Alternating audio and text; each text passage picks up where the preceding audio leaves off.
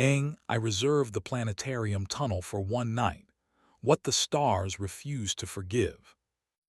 I didn't reserve the tunnel beneath the planetarium dome because I love astronomy. I reserved it because light that left a star 1,000 years ago doesn't care how polite your excuses sound now. If you volunteer enough weekends replacing projector bulbs and wiping dust from lenses too expensive to sneeze on, the staff start to remember your face. I'd climbed ladders in the dark to fix a frozen gobo track last winter, so when I texted Elise at 11:20 p.m., she didn't ask why. She only said, 1 hour. Dome is yours, keep it quiet. Don't touch the motor drive. And for your own good, no trials after 2. She laughed like someone who had seen confessions, projected bigger than constellations. At 11:42, my phone delivered the sentence my marriage can send in its sleep. Loadout ran late, quick drink with the team, might crash at the office. Don't wait up. Mara doesn't lie. She rearranges reality until it fits the budget. She can talk 50 volunteers into moving risers and persuade a donor that mercy is tax-deductible. We've been excellent at competence and stingy with appetite for a year. The ledger soured when Simon arrived, the operations lead who hauls cables like pennants and stands exactly one respectful step from married women. In daylight, I admire him. After midnight, my neck begins to mutiny. The tunnel under the dome hummed like a throat rehearsing. Projectors loomed above, their lenses blank until summoned. I set 2 paper cups of coffee on the console and watched the dome breathe a soft twilight. Stars waited in silence, rehearsed lies ready to be believed. They came at 12:06, the sound of their shoes a duet I already knew. Mara first, hair pinned in the shape competence requires, coat draped over her arm like a flag surrendered too late. Simon behind her, sleeves shoved, toed at his hip, eyes sweeping the perimeter like exits were verbs. He saw me first. Men who carry after midnight always do. He stopped one respectful step from the control panel, palms visible, as if the dome had deputized him as scenery.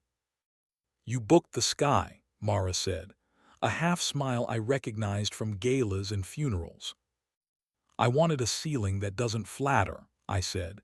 "Say it where the stars can hear." Simon stared at the emergency egress sign as though it contained scripture. "Need me?" he asked her, not me. "I need you exactly there," she said, pointing to the caution tape at the edge of the platform. "If I want less distance, I'll use your name." He obeyed. Good men do. That's what keeps them decent and unbearable. I dimmed the house and the dome came alive. Orion, smug as ever, Cassiopeia still punished, a scatter of myths pretending to be science. I turned to Mara. "Say it." "In an elevator," she said, "because the universe is too lazy to hire new writers." 2 weeks ago, between floors and nouns, I kissed him, quick, mint, rehearsal. He stepped back. He said my name like a lock.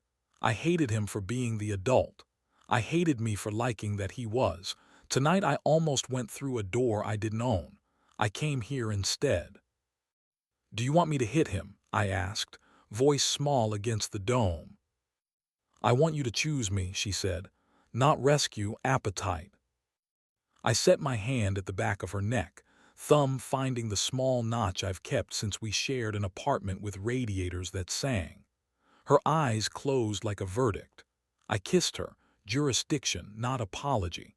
She answered like a woman who'd been a system all day and wanted 4 minutes to be a body.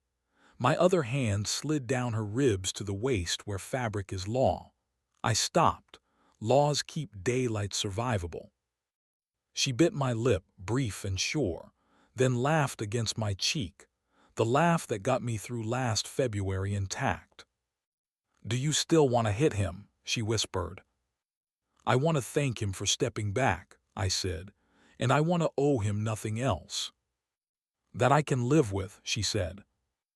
Above us the dome scrolled forward, meteors like chalk slashes across a blackboard that never loved us. Mara leaned back into the seat, throat arched to the false heavens. Tell me the worst thing you almost did. I sat in a motel lot with a key I never used, I said. Watched the brass number glow under sodium until it looked like my name. Laughed myself back into the car because even my worst selves prefer daylight. I almost sent you proof, she said. Screenshots, timestamps. I almost mistook evidence for love. I deleted drafts and asked for stars instead. From the platform edge, Simon cleared his throat in the polite key that keeps vans loaded. Loadin' at 9, he said. We need 4 backs and 0 speeches. Coffee on me, I said, meaning 3 different things. I advanced the sky until Saturn rose fat and gold, a lie too beautiful to resent. Do something foolish, Mara said, but survivable. I pulled a grease pencil from my pocket and wrote along the base of the console where no rag ever bothers. Choose before the elevator does. She took the pencil, turned her wrist up to the blue spill of light and wrote in small letters across her skin, appetite, not theater. I kissed the ink dry. The dome ignored us politely. We kept our clothes. We kept our lives. We made heat that could walk out the lobby without borrowing grace. The projectors purred like beasts that preferred myths. Mara told me other truths. Her shoulder knots when the room treats her like furniture. Her pulse slows when my hand steadies her neck. She is tired of being adored for competence. I told her mine. I count the dome's panels when I'm scared. I crave the sound of tape peeling off a finished floor. I'm ready to be generous instead of merely good. A comet cut across the dome, scheduled and still a surprise. She gasped, real, and I wanted to live inside that sound. We kissed again, careful, accurate, like thieves who had decided to steal only what they could carry. At 12:44, the projector chimed its low reminder. System cooldown in 15. Elise's voice buzzed from the intercom. Rapid. Stars need their sleep. We straightened what we hadn't disordered. I shut the dome down. Constellations collapsed into nothing. The house lights returned, bland and forgiving. Mara touched my wrist, daylight legal, and the gesture was so small I nearly wept with how much it carried. We walked out under the red exit sign. Simon held the door like scenery that had earned its place. If I'm in the way, he said quietly, say so and I'll be a hallway. You're a hallway, I said. At 9, you're a van. He nodded once, decency stamped dated. Outside, the city had decided on a temperature. We stood by her car. She pressed her forehead to mine. Invite me when the fluorescents are rude, she said. Yes, I said. At 9, the community center smelled like lemons spelling competence. Simon stacked tables with the modest inevitability that makes gravity behave.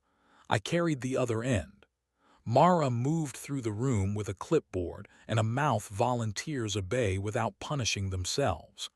When she passed me, she touched the ink on her wrist, and the morning, against its instincts, chose us. During break, I set a coffee by Simon. Thanks for being the adult in the elevator.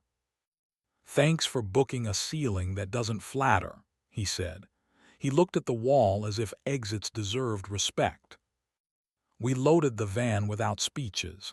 Tape squealed, a case forgave, lists exhaled, gravity agreed to be negotiable. We never told anyone about the dome.